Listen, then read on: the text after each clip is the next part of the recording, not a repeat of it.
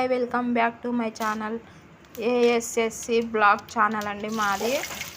మీకు యూస్ అవుతుంది అనుకుంటే సబ్స్క్రైబ్ చేసుకోండి, ఫాలో అవ్వండి. మన ఛానల్లో వచ్చేసి cooking and blogs daily routine అయితే పెడుతూ ఉంటానండి. మీకు నచ్చితే మన ఛానల్ తప్పకుండా సబ్స్క్రైబ్ చేసుకోండి. అలాగే పక్కనే బెల్ ఐకాన్ అయితే క్లిక్ చేయండి, ఆల్ మీద ప్రెస్ చేయండి. నేను పెట్టే ప్రతి ఒక్క వీడియో మీ దాకా నోటిఫికేషన్ అయితే వస్తుంది.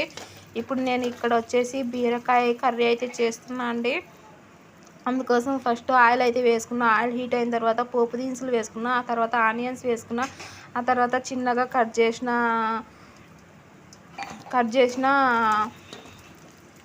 అల్లము వెల్లుల్లి అయితే వేసినా అండి. చిన్నగా కటింగ్ చేసేసి అల్లం వెల్లుల్లి పేస్ట్ అయిపోయిందండి. అప్పుడు మనం ఇలా వేసుకున్నాక కర్రీ టేస్ట్ అయితే సూపర్గా ఉంటుందండి. ఫ్రెష్గా అల్లం పేస్ట్ వాసన, అల్లం స్మెల్ వస్తుంది కదా ఫ్రెష్గా, అలా కర్రీ అయితే చాలా టేస్ట్ ఉంటుందండి. ఆ తర్వాత ఒక 4 రెమ్మలు కరివేపాకు అయితే వేసుకున్న, ఆ తర్వాత పచ్చిమిర్చి వేసుకున్న, తర్వాత వచ్చేసి పసుపు అయితే వేసిన, ఆ తర్వాత టమాటా పళ్ళు అయితే వేసిన, రుచికి సరిపడేమైనా చూసుకొని సాల్ట్ అయితే వేసుకోండి. సాల్ట్ వేసుకుంటే మనకు తొందరగా టమాటా పళ్ళు ఆనియన్స్ అనేవి మగ్గిపోతాయండి.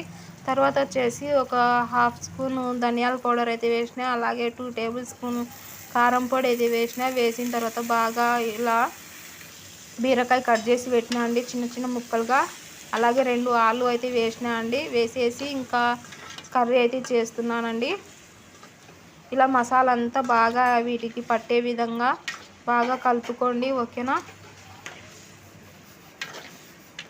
ఇలా బాగా కలుపుకొని మూత పెట్టేసి ఒక 5 నిమిషాలు అలా మూత పెట్టేయండి. ఆ తర్వాత మూత తీసేసి మళ్ళీ ఒకసారి కలిపి వాటర్ అయితే వేయండి.